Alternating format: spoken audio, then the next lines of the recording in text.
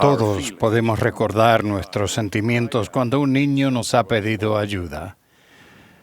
Un amoroso Padre Celestial nos da esos sentimientos para impulsarnos a ayudar a sus hijos. Les pido que recuerden esos sentimientos a medida que hablo acerca de nuestra responsabilidad de proteger y actuar a favor del bienestar de los niños. Hablo desde la perspectiva del Evangelio de Jesucristo, lo que incluye su plan de salvación. Ese es mi llamamiento. Los líderes locales de la Iglesia tienen la responsabilidad de una sola jurisdicción, como un barrio o estaca, pero un apóstol tiene la responsabilidad de dar testimonio al mundo entero. En toda nación y en toda raza y credo, todos los niños son hijos de Dios. Aunque no hablo en términos de política o de normas públicas, al igual que otros líderes eclesiásticos, no puedo hablar del bienestar de los niños sin analizar también las decisiones que toman los ciudadanos, los funcionarios públicos y los trabajadores de organizaciones privadas. Todos estamos bajo el mandato del Salvador de amarnos y cuidarnos el uno al otro y en especial a los más débiles e indefensos. Los niños son muy vulnerables. Tienen poco o ningún poder para protegerse o asegurar su sustento y poca influencia en lo mucho que es vital para su bienestar. Ellos necesitan que otros hablen por ellos y necesitan personas que tomen decisiones poniendo el bienestar de ellos por delante de los intereses egoístas de los adultos. A nivel mundial nos impactan los millones de niños víctimas de los delitos y el egoísmo de los adultos. En algunos países devastados por la guerra, los niños son secuestrados para servir como soldados en los ejércitos. Un informe de Naciones Unidas estima que más de 2 millones de niños son victimizados por cada año por medio de la prostitución y la pornografía. Desde la perspectiva del plan de salvación, uno de los abusos más graves a los niños es negarles su nacimiento. Esta es una tendencia mundial. La tasa de natalidad nacional en los Estados Unidos es la más baja en 25 años y los índices de natalidad en la mayoría de países europeos y asiáticos han estado por debajo del nivel de reemplazo durante muchos años. Esto no es solo una cuestión religiosa. A medida que las nuevas generaciones disminuyen en número, las culturas e incluso las naciones se deshabitan y con el tiempo desaparecen. Una de las causas de la disminución de la tasa de natalidad es la práctica del aborto. A nivel mundial se estima que existen más de 40 millones de abortos por año. Muchas leyes permiten e incluso promueven el aborto, pero para nosotros esto es un gran mal. Otros abusos a los niños que se dan durante el embarazo son los daños fetales que derivan de una inadecuada nutrición de la madre o del consumo de drogas. Existe una trágica ironía en la multitud de niños lesionados o eliminados antes de nacer, mientras que una multitud de parejas infértiles anhelan y procuran adoptar un bebé. Los abusos infantiles o el abandono de niños que ocurren después del nacimiento son más visibles públicamente. A nivel mundial, casi 8 millones de niños mueren antes de cumplir los 5 años, la mayoría por enfermedades tanto tratables como prevenibles. Y la Organización Mundial de la Salud informa que cada uno de cada 4 niños no se desarrolla como debe en su crecimiento tanto mental como físico debido a una inadecuada nutrición. Al vivir y viajar a otros países, nosotros, los líderes de la Iglesia, vemos mucho de eso. La Presidencia General de la Primaria informa que hay niños que viven en condiciones que superan nuestra imaginación.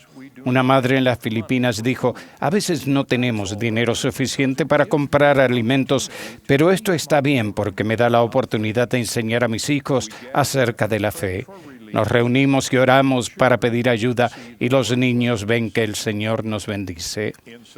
En Sudáfrica, una maestra de la primaria conoció a una niña triste y sola.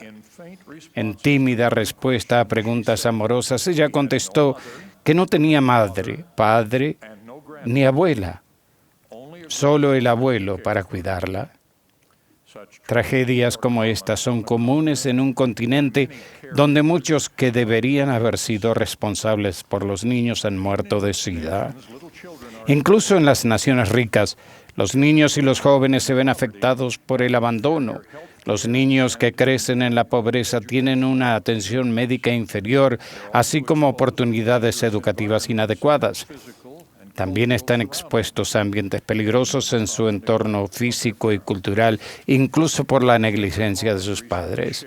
El elder Jeffrey Holland hace poco compartió la experiencia de un agente de policía miembro de nuestra iglesia. En una investigación encontró a 5 niños pequeños acurrucados, tratando de dormir sin ropa de cama en el piso sucio de una casa donde su madre y otras personas estaban bebiendo y de fiesta. En el apartamento no había comida para aliviar su hambre. Después de poner a los niños en una cama improvisada, el agente se arrodilló y oró pidiendo protección para ellos. Mientras caminaba hacia la puerta, uno de ellos, de unos 6 años, lo siguió, lo agarró de la mano y le suplicó: por favor, adópteme.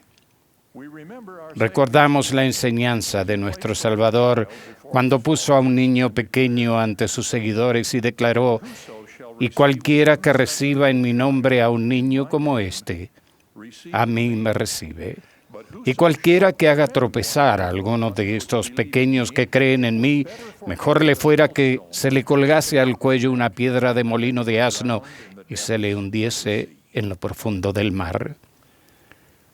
Si tenemos en cuenta los peligros de los que los niños deben ser protegidos, también debemos incluir el abuso psicológico. Los padres u otros cuidadores, los maestros o compañeros que degraden, intimiden o humillen a los niños o a los jóvenes pueden infligir un daño más permanente que una lesión física. Hacer que un niño o joven se sienta sin valor, con falta de amor o no deseado, puede causar una herida grave y de larga duración en su bienestar emocional y desarrollo. Los jóvenes que sufren una condición excepcional, incluso la atracción hacia el mismo sexo, son particularmente vulnerables y necesitan una amorosa comprensión y no la intimidación o la exclusión. Con la ayuda del Señor podemos arrepentirnos y cambiar y ser más cariñosos y atentos con los niños, tanto con los nuestros como con los que nos rodean. No hay mayores ejemplos de amenazas físicas o emocionales a los niños como las que derivan de su relación con sus padres o tutores.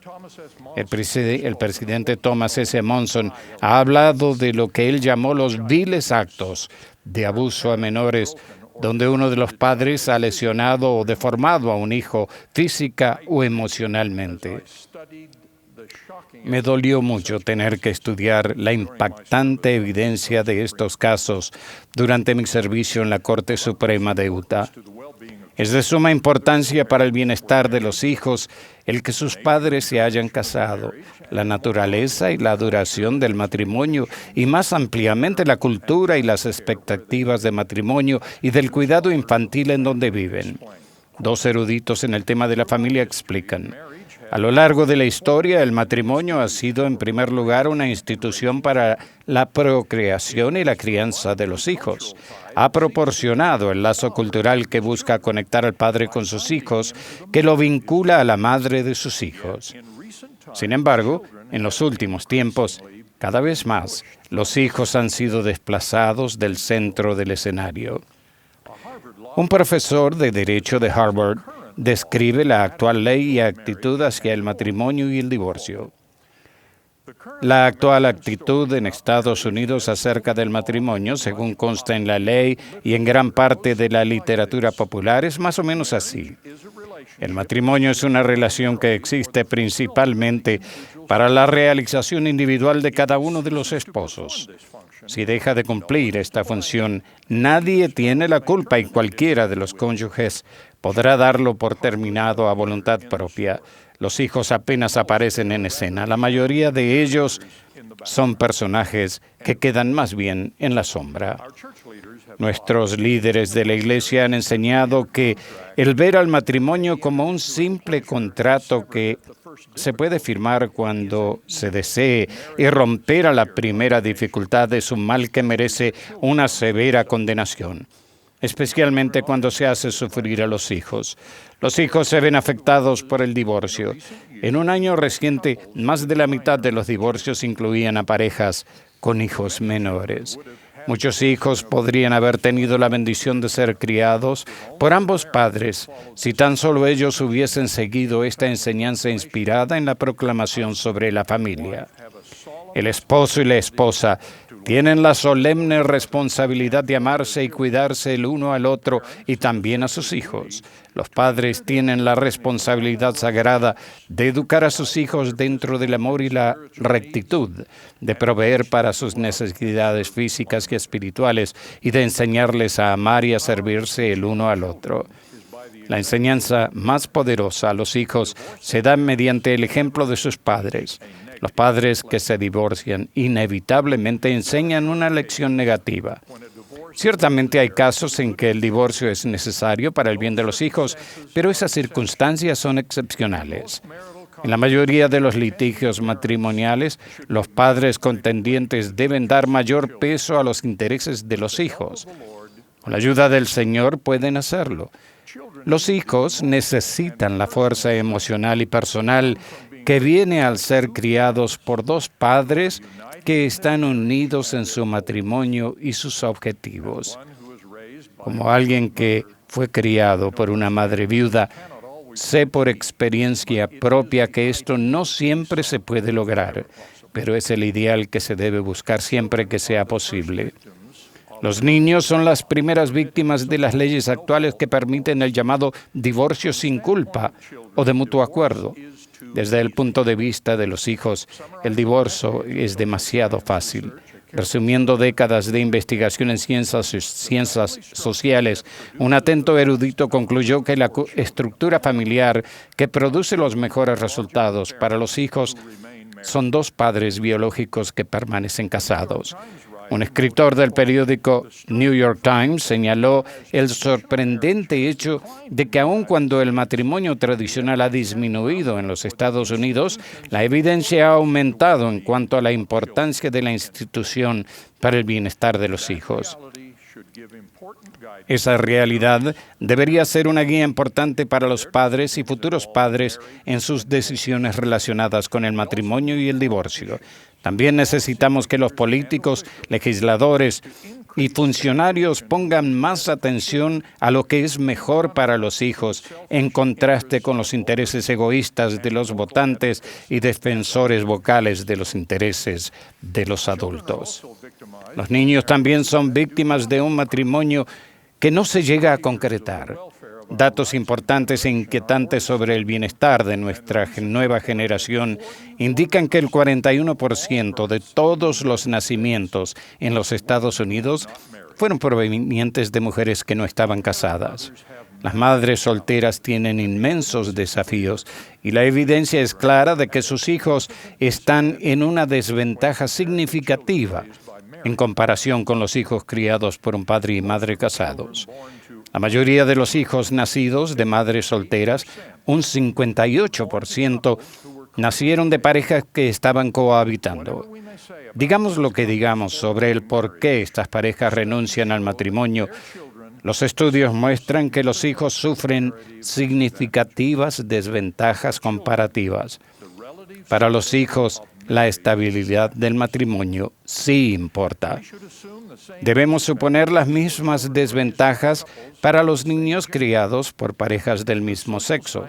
La literatura de las ciencias sociales es controvertida y cargada de política en cuanto al efecto a largo plazo de ello en los niños, sobre todo porque, como observó un escritor del New York Times, el matrimonio entre dos personas del mismo sexo es un experimento social y como en la mayoría de los experimentos se necesitará tiempo para comprender sus consecuencias.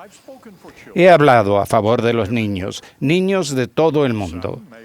Puede que ciertas personas rechacen algunos de estos ejemplos, pero ninguno debería resistirse a la súplica de que nos unamos para aumentar nuestra preocupación por el bienestar y el futuro de nuestros hijos, la nueva generación. Estamos hablando de los hijos de Dios y con su poderosa ayuda podemos hacer más para ayudarlos. En esta súplica me dirijo no solo a los santos de los últimos días, sino también a todas las personas de fe religiosa y a otros que tienen un sistema de valores que los lleva a subordinar sus propias necesidades a las de otros, en especial al bienestar de los niños. Las personas religiosas también son conscientes de las enseñanzas del Salvador en el Nuevo Testamento, de que los niños pequeños y puros son nuestro modelo de humildad y docilidad. De cierto os digo que si no os volvéis y os hacéis como niños, no entraréis en el reino de los cielos. Así que cualquiera que se humille como este niño, ese es el mayor en el reino de los cielos. En el libro de Mormón leemos acerca de la enseñanza del Señor resucitado a los nefitas, de que deben arrepentirse y ser bautizados y volverse como un niño pequeñito, o no podrán heredar el reino de Dios. Ruego que nos humillemos como niños pequeños y protejamos a nuestros niños, porque ellos son el futuro para nosotros, para nuestra iglesia y para nuestras naciones. En el nombre de Jesucristo. Amén.